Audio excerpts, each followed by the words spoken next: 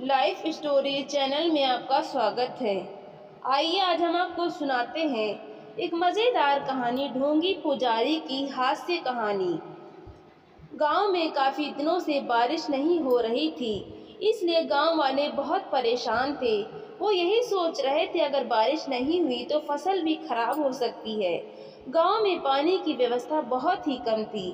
बारिश का पानी ही फसलों को अच्छी तरह से बचा सकता था, बट बारिश कैसे होगी यह कोई नहीं जानता था। सभी लोग भगवान से प्रार्थना करने के लिए मंदिर में जाते हैं और कहते हैं, भगवान जल्दी बारिश कर दो, नहीं तो हमारी फसलें खराब हो जाएंगी, जिससे हमें बहुत नुकसान होगा। मंदिर में पुजारी जी कहते हैं कि अगर तुम चाहो तो मैं बारिश कर सकता हूँ। मैं भगवान से इस बात के लिए कह सकता हूँ कि जिससे बारिश बहुत जल्दी हो जाए। सभी गांव वाले कहने लगे कि पुजारी जी, अगर आप ऐसा कर सकते हैं तो इससे अच्छी और बात क्या हो सकती है, क्योंकि आप तो भगवान के मंदिर में हमेशा रहते हैं और आप ही हमारी मदद कर सकते हैं। भगवान से कहिए कि जल्दी ही बारिश करना शुरू कर दें। पुजारी जी ने कहा कि इसके लिए तो तुम्हें भगवान को चढ़ावा चढ़ाना होगा, तभी भगवान सुनेंगे। इतना सुनने के बाद सभी गांव वाले बारी बारी से हर रोज पुजारी जी के यहाँ पर अच्छा खासा चढ़ावा चढ़ाते हैं और चले जाते हैं। पुजारी जी बहुत खुश हो रहे थे, क्योंकि आज बैठे बिठाए बहुत कुछ मिल रहा था। जब 2-3 दिन बीत गए तो गांव वालों ने कहा कि अभी तक भी बारिश नहीं हुई है। तो पुजारी जी ने कहा, मैंने भगवान से प्रार्थना की है, वो जल्दी ही पूरा करेंगे।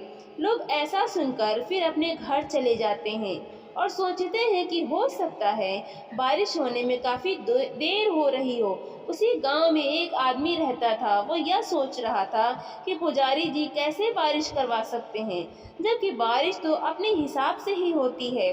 उसे पुजारी पर कुछ शक हुआ, क्योंकि हर रोज़ लोग आते थे और उन्हें चढ़ावा चढ़ाकर चले जाते थे। उसके बाद पुजारी जी बहुत खुश होते थे। ऐसा करते हुए 7 दिन बीत चुके थे, लेकिन बारिश कहीं भी नहीं हो रही थी। तभी उस आदमी ने गांव वालों को बुलाया और कहा कि हमें पुजारी के पास चलना चाहिए। वो हमें धोखा दे रहे हैं, क्योंकि बारिश अभी तक नहीं हुई है और इस बात को 7 दिन बीत चुके हैं। गांव वालों ने कहा कि हम तो उन्हें चढ़ावा चढ़ा चढ़ा कर थक गए हैं। हमारे घर के राशन भी धीरे धीरे समाप्त हो रहे हैं। अब गांव वालों को भी समझ में आ गया था कि पुजारी उन्हें धोखा दे रहे हैं। सभी लोग मिलकर मंदिर में गए और पुजारी को ढूंढने लगे। कुछ देर बाद पुजारी जी अपनी पत्नी से बातें कर रहे थे कि लोग अगर ऐसा ही करते रहे तो हमें कुछ भी करने की ज़रूरत नहीं है और हम आसानी से खाना पीना शुरू कर सकते हैं। यह बात सभी लोगों ने सुन लिया और पुजारी को पकड़ा और उसके पीछे भागने लगे। पुजारी ने देखा कि अभी यहाँ से बचना बहुत मुश्किल है, इसलिए वहाँ से भाग गए। उस आदमी ने कहा कि आप लोगों को किसी की भी बात में आसानी से नहीं आना चाहिए। पहले हमें सोचना चाहिए, विचारना चाहिए, तभी किसी फैसले को लेना चाहिए।